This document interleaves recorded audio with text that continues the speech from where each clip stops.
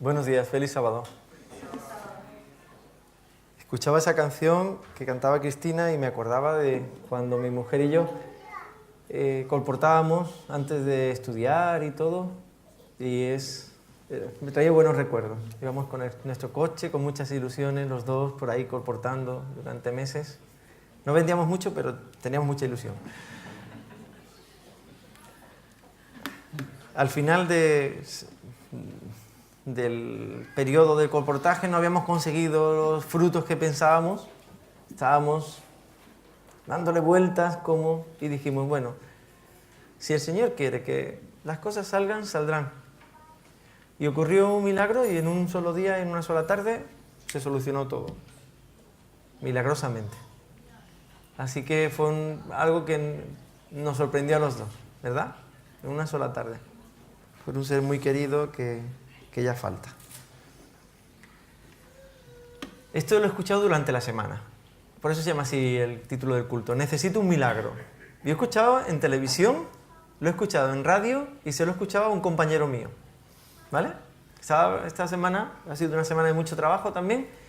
Y me decía un compañero, si queremos terminar todo lo que tenemos que hacer esta semana, antes de que tú faltes, el lunes y ya no puedas venir así los días, necesitamos un milagro. Y yo tenía pensado otro culto para hoy, pero he escuchado tantas veces esto de que necesito un milagro, que al final digo, oye, me gusta esa idea, ¿no?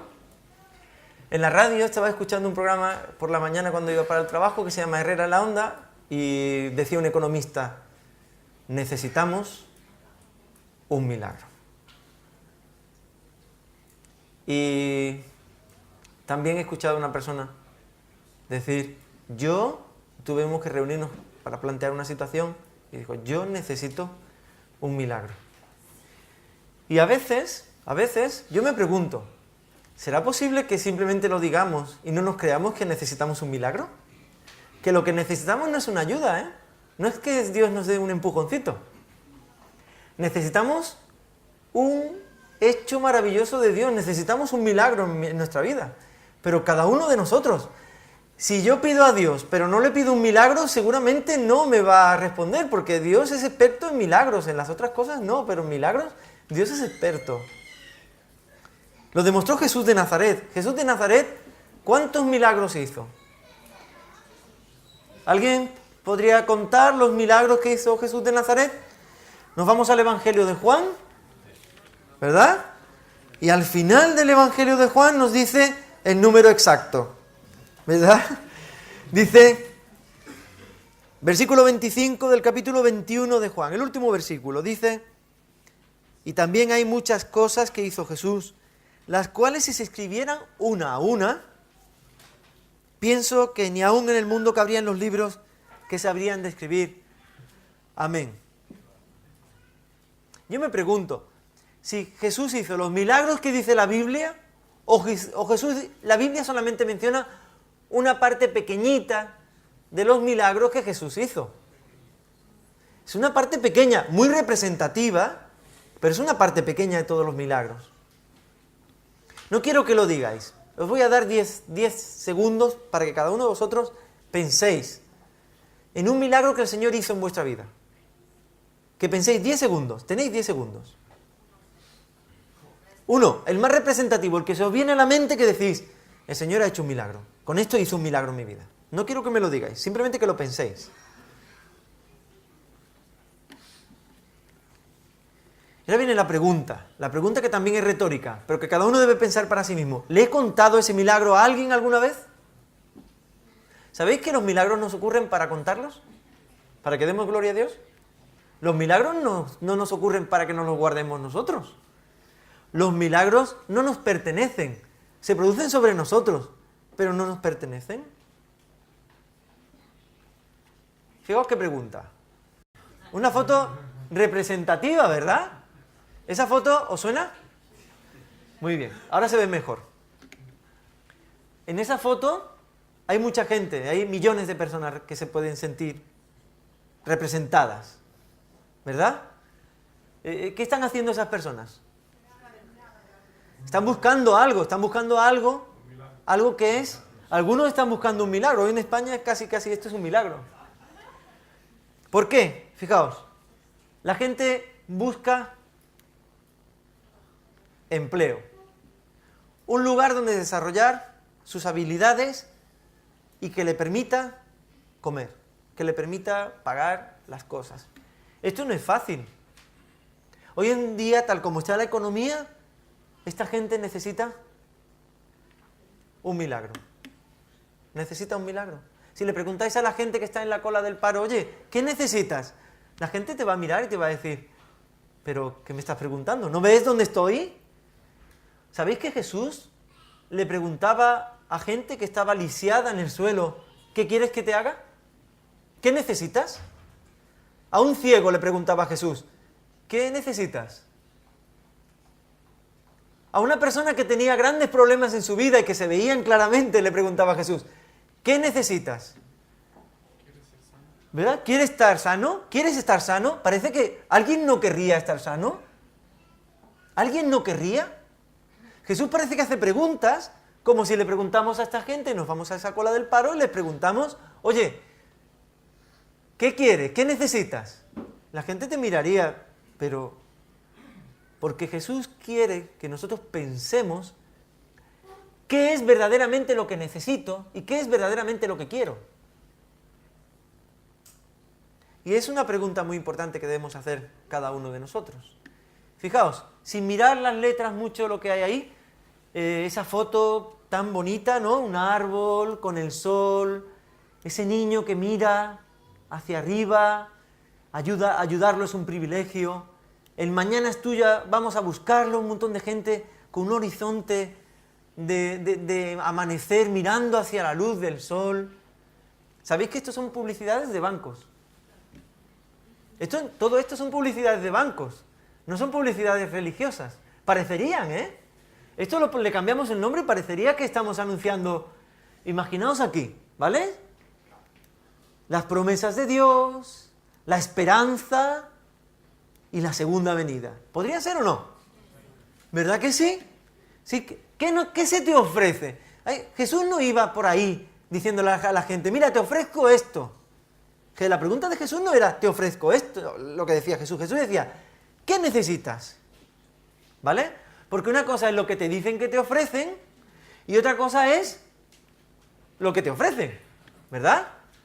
¿Verdad que hay una diferencia entre las fotos que vemos aquí y lo que antes se veía?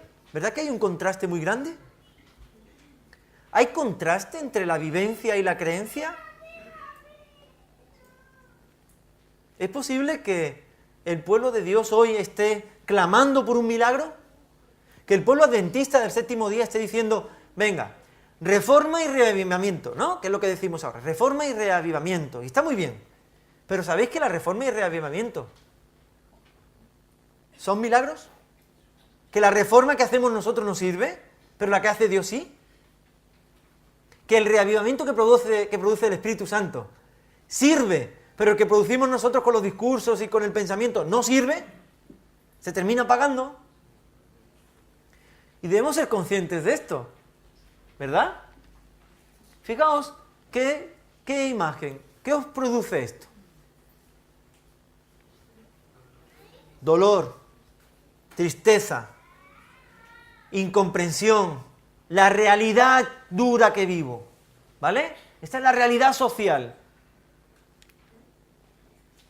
¿Sabéis? El cristianismo se ofrece como esto muchas veces. Es el niño nacido, ese cuadro está en el Escorial, ¿verdad? Lo vimos, es un cuadro muy bonito en el que la luz del cuadro emana del niño, todos están iluminados por el niño. Es un cuadro muy, muy curioso, muy bonito de ver.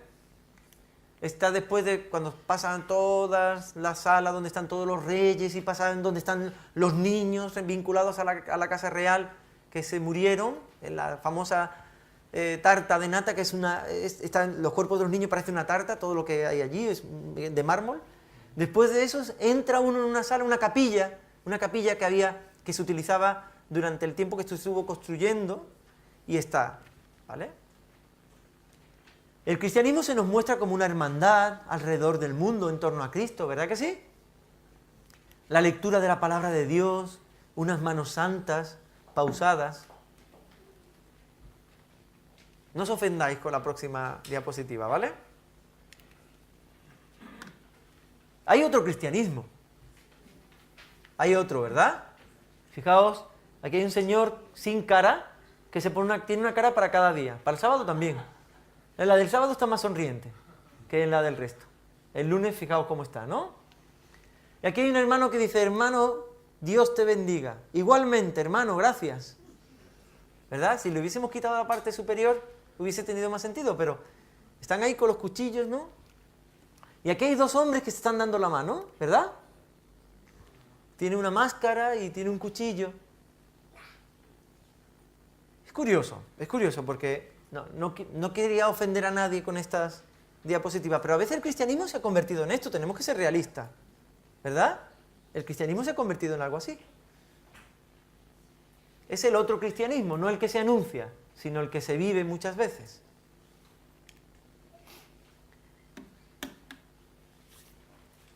Este verano, cuando estuve en Gadara, en Kursí, se llama ahora, me sorprendió llegar a Kursí, al sitio donde estaba el endemoniado gadareno. Hay una iglesia muy antigua de los primeros siglos que conmemora ese lugar.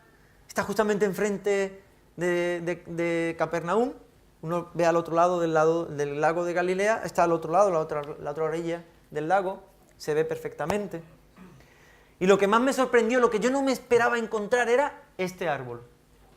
Ese árbol es enorme, no cabría en esta iglesia. ¿Vale? Ese árbol de rama a rama no cabría aquí dentro. No cabría dentro de esta sala. Con unos colores, un verde, un rojo, un naranja, algunos violetas por los lados que no se pueden apreciar aquí.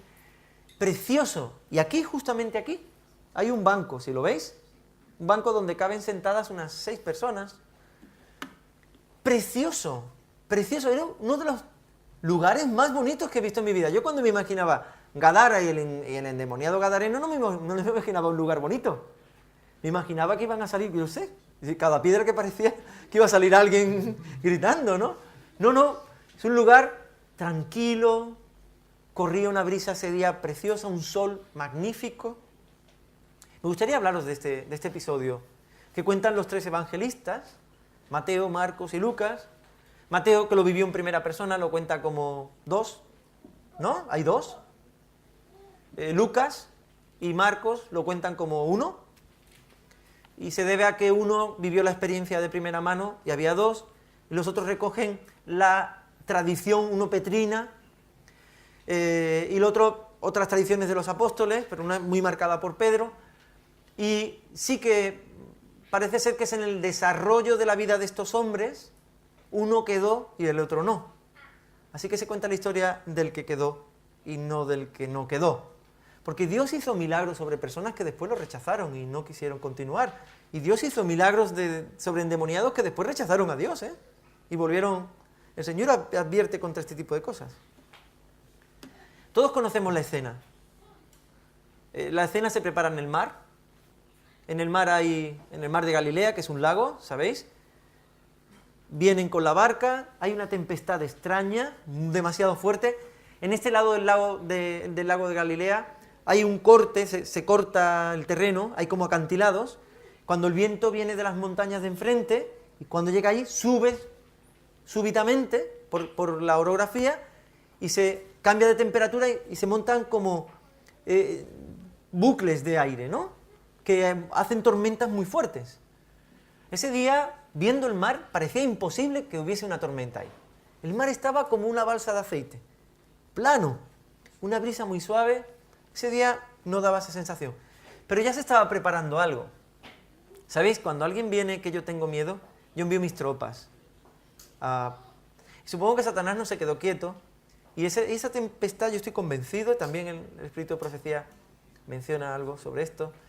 Estoy convencido de que esa tempestad se produce porque se están acercando a un pabellón conquistado por Satanás desde hacía mucho tiempo y tenía ahí su legión preparada en la playa para que nadie subiera a la ciudad. Vamos a pensarlo en términos militares, ¿de acuerdo? Fijaos, lo mismo que me encontré aquello, me encontré esto que tampoco, y había cientos de animalitos como estos, son 1000 pies. Cuando la temperatura es muy... se agrupa sobre sí mismo para protegerse de la temperatura, sobre todo si hace frío, el animal se agrupa así, ese día era tempranito por la mañana, así que los encontrábamos a todos así. Y me sorprendió ver tantos, o sea, es un contraste, el árbol tan bello y esto que no es tan bello, ¿verdad? No es tan bonito. Es un lugar en el que puedo ver. ¿Habéis visto lo seca que está la tierra alrededor? Tierra muy, muy, muy, muy seca y sin embargo hay vergeles por alrededor. Es un contraste. Fijaos, esto es el lugar a vista de cerdo, ¿vale? ¿Os acordáis? Los cerdos, que los diablos dicen, bueno, que queremos pasar a los cerdos y se caen por un precipicio. Bueno, pues donde se dice que estaba el precipicio, me subí y tomé esta foto. Así que esto es lo último que vieron los cerdos antes de caerse. El agua que ahora está aquí, el perfil del agua que está aquí, el agua llegaba aquí, ¿vale? Llegaba hasta aquí. Lo que pasa es que se ha ido secando el lago y hay 1 kilómetro de distancia entre la orilla original y esto que está aquí. Ahí está el grupo que íbamos, estaban aquí todos. Aquí veis el sitio donde se supone que se despeñaron los cerdos, la puerta del abismo, ¿no? Dice que se precipitaron al abismo. Aquí tenéis la puerta del abismo. Estos son unos que habían allí, no tienen nada que ver con los animalitos estos, ¿vale? Estábamos subiendo todos por aquí, haciendo fotos y tal.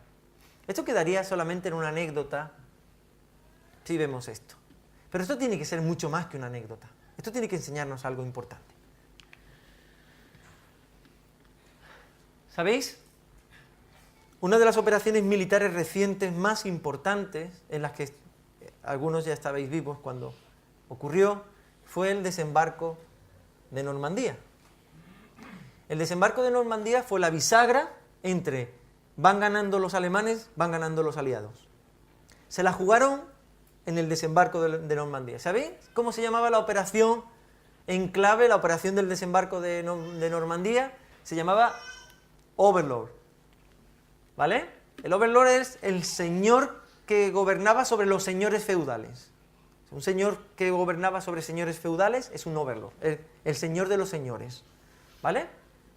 Así que la operación Señor de Señores la he titulado yo. Cuando estaban a punto de hacer el desembarco de Normandía, le faltaban pocos días, de repente el MI5 o el MI6 se dio cuenta de que en los crucigramas del Daily Telegraph salía siempre, por orden consecutivo, las palabras que eran claves para, o por ejemplo, aquí tenéis en este, Omaha, ¿no? O no, Utah. Estaba Utah, Omaha, había varias palabras claves que se habían utilizado en la operación Overlord, y con los nombres de las playas donde iban a desembarcar en la costa francesa. Entonces ellos pensaron, a ver si el que hace los crucigramas es un espía, y lo que le está diciendo a los alemanes es dónde va a ser el desembarco. Entonces paralizaron la operación, hasta que investigaron y se dieron cuenta que era un profesor el que mandaba estos crucigramas, y ese profesor, por coincidencia, entre comillas, aparecía cada día el nombre de uno, pero es que fueron seguidos justamente antes, del nombre de una de las playas o el nombre en clave de alguna de las órdenes secretas que se estaban dando. Llegaron a la conclusión de que era simplemente una coincidencia y desembarcaron en Normandía. El desembarco de Normandía fue la última guerra de valientes, entre comillas, que hubo en la historia reciente. ¿Sabéis? Las puertas de los barcos que iban a desembarcar se abrían, y ¿sabéis lo que tenían enfrente? Ametralladoras que estaban matando a todos los que estaban ahí. Iban uno tras otro, uno tras otro, uno tras otro. ¿Sabéis lo que dijo Winston Churchill? Necesitamos un milagro. ¿Sabéis? Ese día miles de jóvenes dieron su vida en esa playa. Fue un acto de valentía. Dieron su vida en esa playa luchando en contra de los alemanes, y a partir de ahí se recuperó Europa. Pensando en esto, me recordaba a lo del endemoniado Gadareno. Una playa, una legión, alguien que desembarca porque quiere salvar a los que están al otro lado de la línea de fuego. Me recordó perfectamente. Fijaos, en 1984, no hace tanto, un joven llamado, un joven ya era mayor, un hombre mayor, Roland French, que era un antiguo alumno del colegio Strand, y por aquella época, por la época en la que se hicieron los crucigramas, él tenía 14 años, contó que como ejercicio mental ayudaban al profesor Duff, que era el que hacía los crucigramas, a hacer los crucigramas proponiendo palabras. ¿Sabéis qué proponían las palabras que les escuchaban a los soldados? Las palabras que ellos escuchaban entre los soldados que ellos no comprendían, eran las palabras que ellos proponían. Y claro, las palabras que decían los soldados eran palabras que tenían que ver, sin ni siquiera saberlo los soldados, con el desembarco de Normandía. Así que sí que no era tanta coincidencia. Lo que hablaban muchos se quedó reflejado a través de los niños en el crucigrama.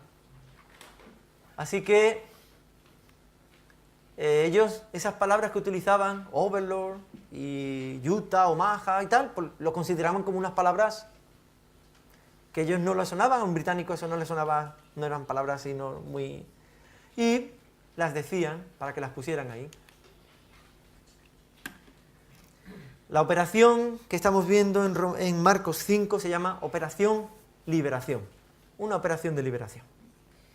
Primero tenemos Decápolis. Decápolis era una área que se llama Decápolis, pero es curioso, porque son 8 ciudades las que están en Decápolis. Siendo Decápolis deberían ser 10, pues son 8, ¿vale? Entre esas 8 hay 2 muy importantes, ¿vale? Hay ciudades que tienen nombre griego, Hippo, Gadara, Dion. La siguiente, voy haciendo el recorrido con el autobús. La siguiente se llamaba Avila. La siguiente se llama Escitópolis. Después Pella. Después está Genesaret, de la que toma el nombre el lago de Genesaret, el lago de Galilea. Y por último, Filadelfia. En todos estos nombres, que son 8, tenemos nombres griegos, ¿vale? Aquí lo hicimos el recorrido con el autobús para ver. Yo recuerdo más cuando visito que cuando leo. Así que voy a tener que visitar todas estas cosas más veces para acordarme. Decápolis, que tiene 8, tenía 2 áreas importantes, 2 núcleos urbanos importantes, pues parece que esas 8 más esos 2 núcleos urbanos importantes al que se refiere Lucas cuando dice la región de los Gadarenos, no dice la ciudad de Gadara, dice la región de los Gadarenos, que ocupaba una serie de ciudades que había alrededor, ¿vale? Era el lugar donde los judíos escapaban de sus obligaciones legales. ¿Sabéis que un judío en aquel lugar podía criar cerdos? Y nadie le decía nada. Pero al otro lado del lago, si criaba cerdos lo apedreaban o le hacían algo peor. Así que los judíos, para ganar más dinero, era como Las Vegas. Yo no puedo jugar a juegos de azar en mi ciudad, pero para jugar a juegos de azar me voy a Las Vegas. Era Las Vegas, de ahí, ¿no? De alguna manera. Y los judíos pensaban que ellos, cuando llegaban a ese territorio, como no era pueblo de Israel, pues no tenían obligaciones con Dios. Así que no se sentían mal tampoco ellos. Era un sitio, como se dice en castellano, dejado de la mano de Dios. Pero lo que nos está enseñando esta historia es que no está dejado de la mano de Dios, sino todo lo contrario, que la mano de Dios llega a todos los sitios. Jesús se enfrenta a una legión en un desembarco donde, si lo leemos, ¿sabéis quién desembarcó de la barca? Jesús iba con los apóstoles, ¿verdad? Llegan a la playa. Cuando llegan a la playa, ¿se bajan todos de la barca o se baja Jesús de la barca? se bajó Jesús. Cuando se bajó Jesús y vino los señores, el señor o los dos señores que estaban endemoniados, los que nos cuentan que vino, los demás se quedan blancos, se quedan... ¡Oh! Y ni Pedro, dijo Nimú, ni Pedro. Que Pedro solía decir, bueno, ¿cómo con un espíritu? Aquí salgo yo también con Jesús. Ni Pedro, ¿cómo sería el endemoniado? Que ni Pedro habló. Y venían de pasar miedo, porque pensaban que se iban a morir. Y Jesús venía de echarse una siesta, entonces que estaba despierto, estaba bien. Él desembarca mientras que los demás están un poco así. Y se encuentra con una legión. Una legión que no se lo quiere poner fácil a Jesús. Están preparados, son fanfarrones, están preparados en la playa, pero cuando ven a Jesús empiezan a rogar. Qué cosas, ¿verdad? Cuando no está presente Jesús, se ponen allí, rompen las cadenas, pero cuando viene Jesús, ¿qué tienes con nosotros? ¿Qué tienes? Porque claro, el que estaba delante de él era el Hijo del Dios vivo. Y ellos lo sabían. ¿Qué podía hacer Jesús para ganar? ¿Qué esfuerzo tenía que hacer Jesús para ganar esa batalla? La palabra. ¿Jesús levantó la mano y sacó un rayo? No, Jesús dijo, dejadlos, salid de ese hombre. Tan fácil, ¿verdad? ¿Cómo puede arreglar Dios tu problema? ¿Qué tiene que hacer Jesús? ¿Se tiene que esforzar mucho? ¿Conmigo Jesús tiene un trabajo? Jesús conmigo, uy, ¿cuándo va a solucionar mi problema Jesús? ¿Sí? ¿Tú crees que tu caso es difícil para Jesús? Tu caso para Jesús es facilísimo. Solo tiene que pensarlo y decirlo. Ya está. ¿Te cuesta a ti mucho pensar y decir? ¿Verdad que no? Esta era la operación en clave Rey de Reyes y Señor de Señores. Las potestades iban a estar delante de él. Había un arma secreta que va a emplear el Señor. Vuélvete a tu casa, a tu familia, estoy conjugando los dos textos, el de Lucas y el de Marcos, y el de Mateo, prácticamente están los tres aquí, y cuenta las cosas maravillosas que ha hecho Dios contigo. No quiero centrarme tanto en la historia como la importancia del milagro para ese hombre. ¿Sabéis que nosotros no podemos contar los milagros que no nos suceden? Que si no nos suceden milagros, no hay nada que contar. Que cuando los cristianos guardan silencio es porque o no están ocurriendo milagros en su vida, o no saben lo que es un milagro y por eso no lo cuentan. El arma secreta de Dios es la testificación de los cristianos. Es simple. No hay una bomba atómica espiritual que va a caer en un sitio y va... No. Es simple.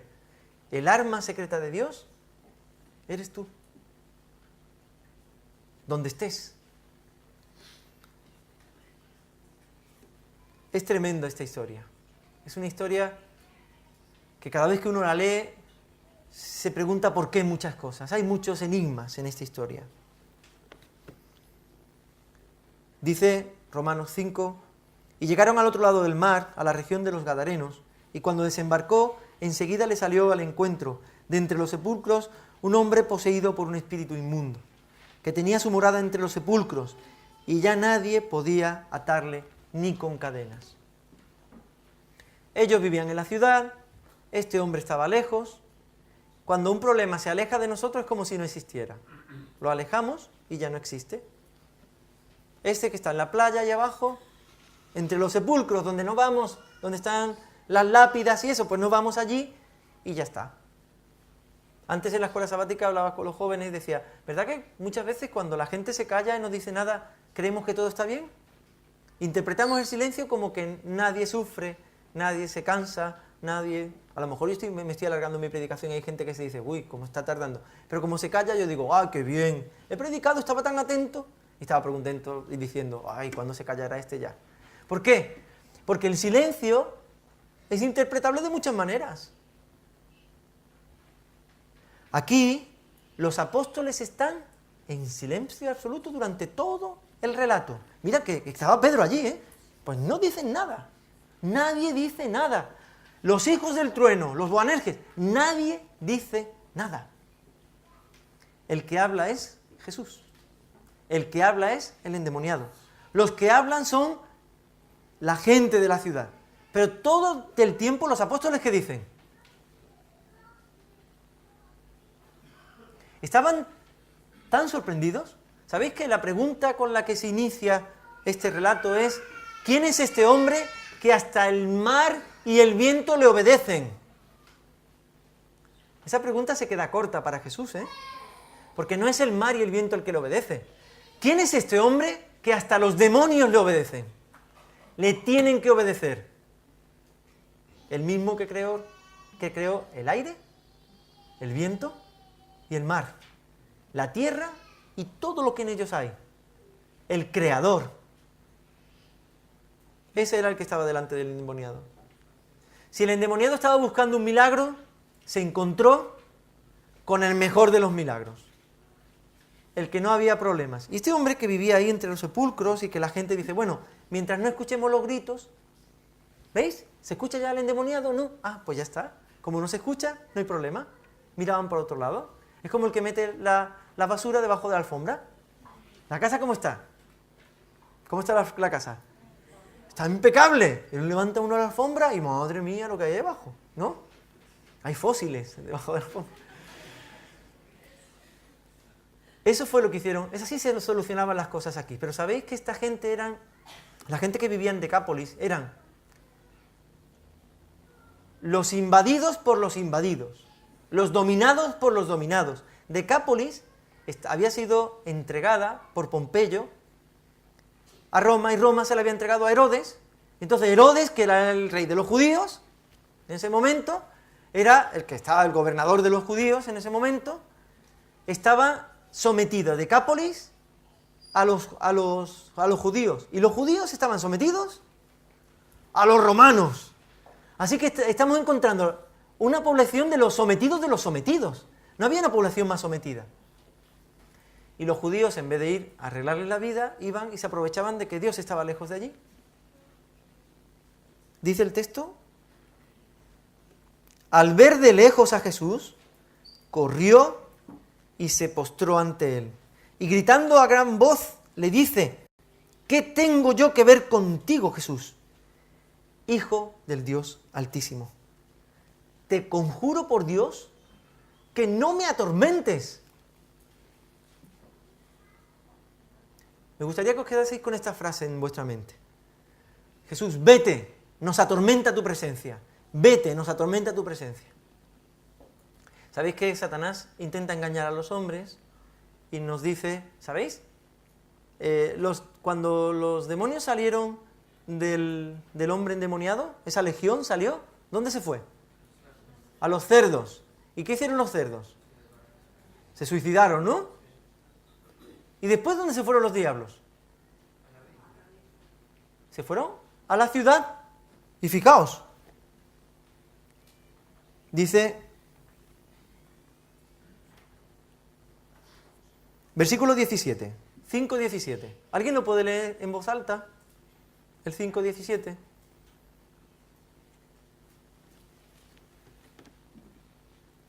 Entonces comenzaron a rogarle que se alejara de los confines de ellos. La gente de la ciudad vino con el mismo discurso que tenían los diablos.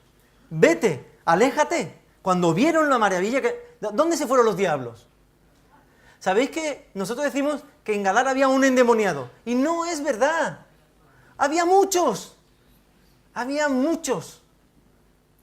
Estaba leyendo el Espíritu de Profecía y Ellen White, hablando de otro endemoniado, dice, se lo podía aplicar a este, dice que hoy en día mucha gente piensa que no está endemoniada, porque claro, no echan espumarajos por la boca. ¿Sabéis cómo sé yo si estoy endemoniado o no?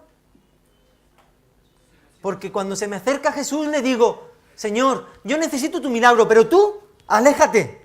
Tú vienes, haces el milagro y después te vas. Vamos a mantenernos una distancia prudencial.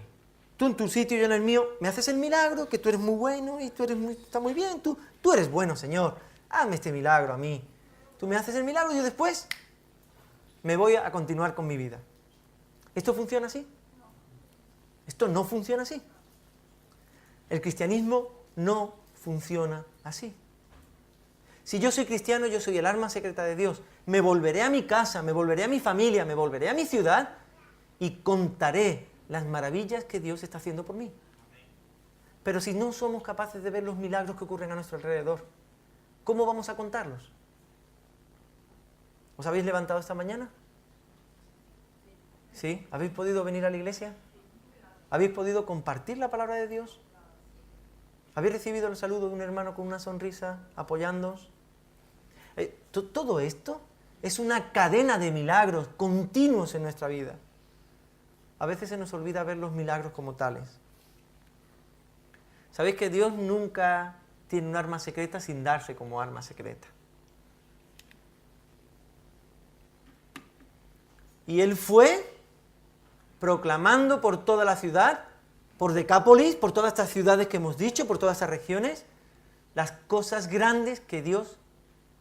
También es Jesús, según el evangelista que tomemos, que Dios había dicho, que Jesús había dicho. Por lo tanto, los evangelistas identifican a Dios con Jesús, que habían hecho por Él. Una vez dijo un presidente de los Estados Unidos, no preguntes qué puede hacer tu país por ti, sino qué puedes hacer tú por tu país. ¿No? Lo dijo Kennedy en un discurso. Y yo digo, después del milagro que Dios ha hecho por ti, ¿te puedes callar? ¿Puedes no decirle a la gente las grandes cosas que Dios ha hecho por mí? ¿Sabéis? Hay gente que no conoce la Biblia muy bien, que no la conoce. No sabe buscar muy bien. Pero el mayor testimonio es cuando tú le dices, ¿sabes? Yo en mi vida he vivido esto. Y lo he vivido de esta manera. Y eso nadie lo puede rebatir. Porque nadie puede rebatir cómo tú vives las cosas. ¿A alguien de aquí le gusta la tarta de fresa? ¿Sí? Hay gente que no le gusta, pero cuando coméis tarta de fresa decís, me encanta la tarta de fresa, ¿verdad? Si alguien viene y te dice, no te gusta, ¿verdad? Quedaría como un insensato.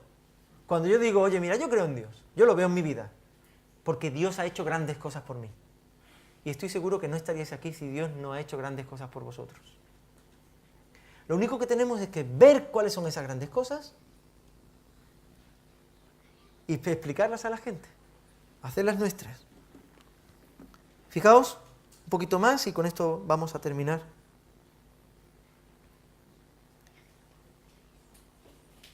Y los que apacentaban, después del episodio de los cerdos, versículo 14, y los que apacentaban huyeron a contarlo en la ciudad y por los campos.